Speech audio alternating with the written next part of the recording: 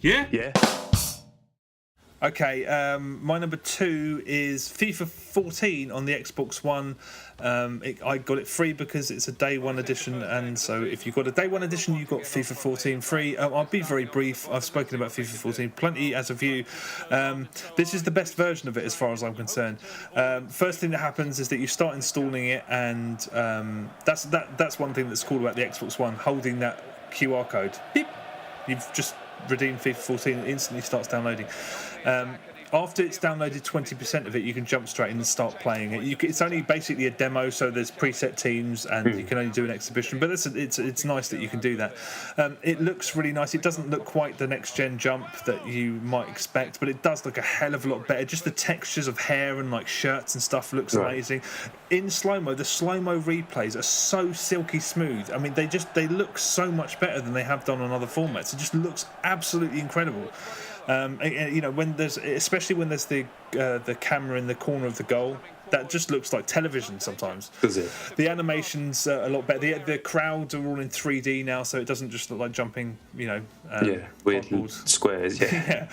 But collisions are better as well. It just looks like they're actually interacting with each other rather than that weird sort of the system that was before it, which often looked awkward and weird, as many comedy videos on the internet can attest.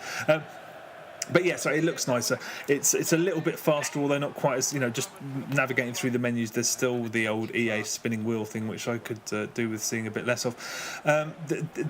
Modes have been culled, so stuff like Be a Pro isn't in it. But the most important aspects of FIFA I hear, and I think, if anything, there was too many modes. I don't know who has the time to play all of the modes that are in FIFA, because so many of them are vast and time consuming that it would be mental if there was.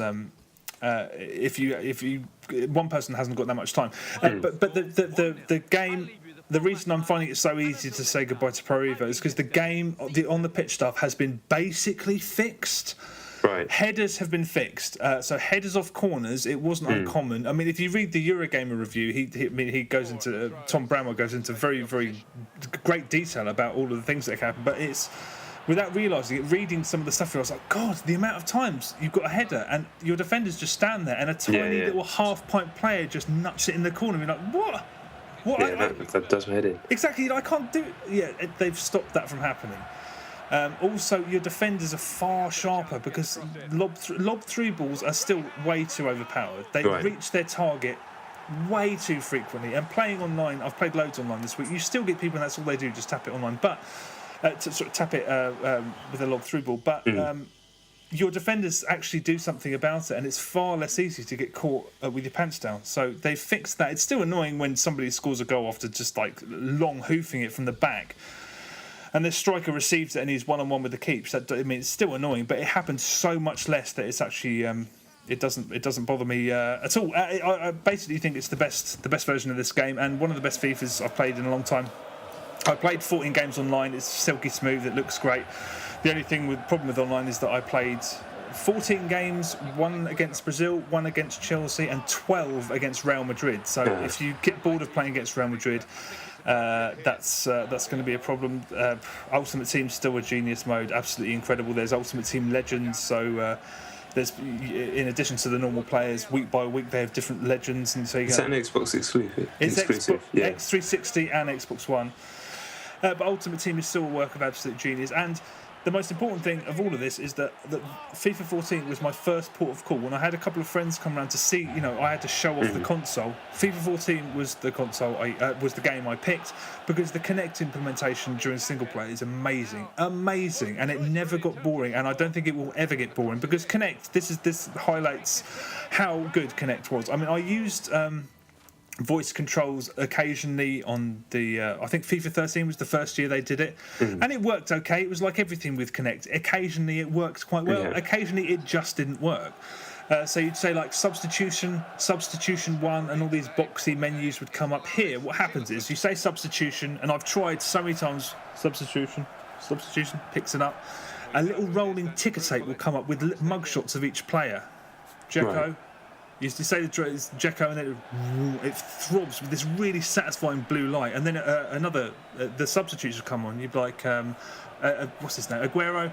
And then within about 4 seconds after that, after having done that, the commentator's like, "Oh, it looks like they're getting ready to make a change." I was like, "This is wicked! This is absolutely really clever." But it worked. I kept trying to catch it out, and it just nothing would do it. It's seeing that throbbing blue light coming up. But you can do all sorts of other stuff as well. You can change tactics, you can change formations and stuff like that, and it's just impossibly impressive. I mean, it's like if Microsoft, if you know, Microsoft have made it their mission to get connected in people's houses for years, and they have like a dog with a bone. This is the best case I've seen for that enthusiasm, and because it's incredible, absolutely incredible. And it's just, the only shame is that you can't use those commands in multiplayer, because I don't know why, actually, because you can turn it off as a chat device. But if they can implement, I'd love to be able to use that in multiplayer, but still. But yeah, FIFA 14, it's, for all of the missing modes, I think it's the best version of the game, and it feels like it's finished, unlike several other games. Well, I'm very excited to play it on Friday. Very excited to play it.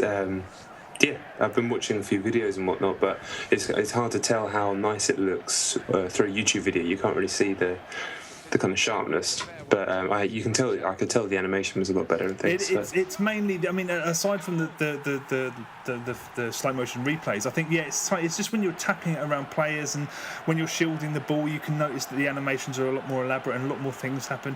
It's always hard to tell with football games because, I mean, it's just there's so many different changes, so many new changes made to this over the Xbox 360 version. Well, that's good that there is, and it's not just the exact same game with higher resolution. No, this is the next gen version. If you really hated the PS3 360 one, this is definitely a step up, albeit with less modes. Right.